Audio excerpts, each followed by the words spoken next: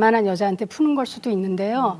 그런 남자들이 요즘 꽤 많아지고 있다는 것도 좀 문제인 것 같아요. 이혼에 대한 메시지일 수도 있지만은 우리 심리적으로 보면 적극적으로 아내나 남편에게 말을 못 하는 거예요.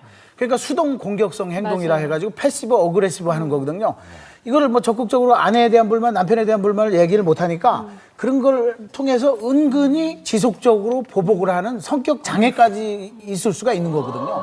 정말 여기서 어려운 거는 바람을 피잖아요. 그러면 핀 사람의 자존감은 높아져요. 왜냐하면 누군가가 나를 선택해주고 매력을 느끼고 나를 사랑해주잖아요.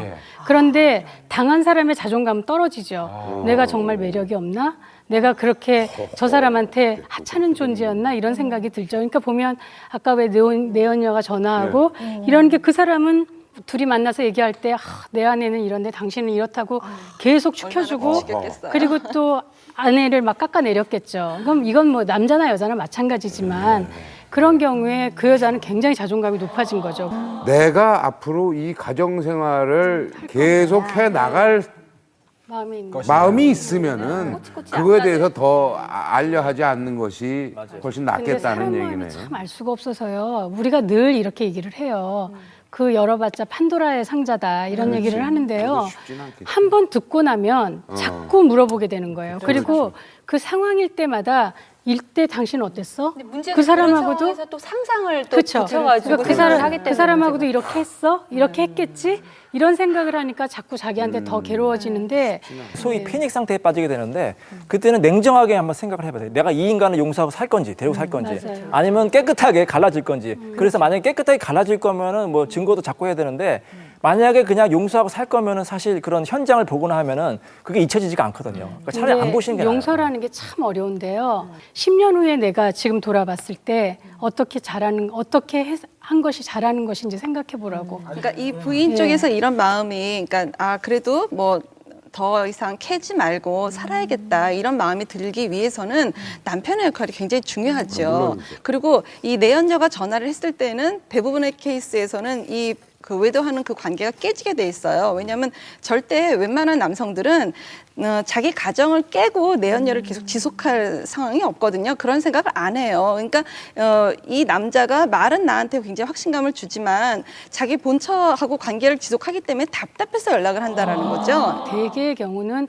아내가 알아도 거기서 이제 싸우고 이렇게 해갖고 그냥 무마가 돼서 같이 사는 경우가 많잖아요. 근데 그럴 경우에 그냥 같이 사는 경우가 굉장히 많아요.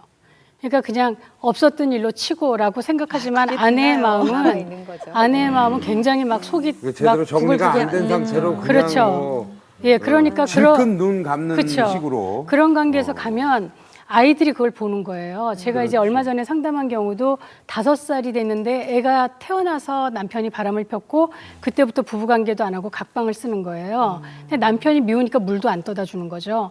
근데 이 5살짜리 아이가 그러더래요. 아빠한테도 좀 잘해주라고. 아빠한테도 물을 좀 갖다 줘. 이렇게 얘기를 하더래요. 그래서 이제 왔는데 제가 그때 그런 얘기를 했어요. 이왕 같이 살기로 작정을 했으면 그러면 지금 이렇게 사는 것이 나중에 이거 잘 산다고 생각했는지 한번 생각해 보라고.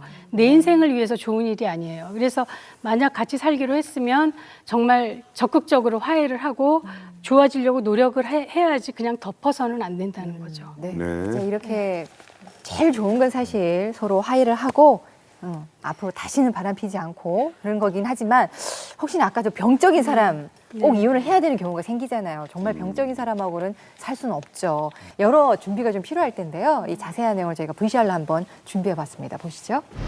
드라마를 통해 알아보는 전설의 너트. 만나뵈서 반갑습니다. 잘 좀 부탁드려요. 믿을 수 없지만 내 남자가 바람을 폈다면 제대로 알고 대처하는 것이 방법이다. 그 방법을 결혼의 여신을 통해 알아보자. 아니, 당신 지금 뭐 하는 거야? 결혼 7년차 홍 회장. 남편의 무관심에도 결혼 생활 유지를 위해 노력하는데 나도 샤워 좀 하려고요. 나도 샤워 좀 하려고요.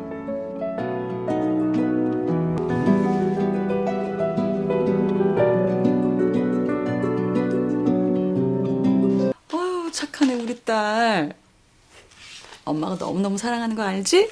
아이고. 진짜 우리 마누라고 깨끗하게 그렇게 정리하고. 하지만 혜정의 노력과는 달리 남편의 의도는 기석된다.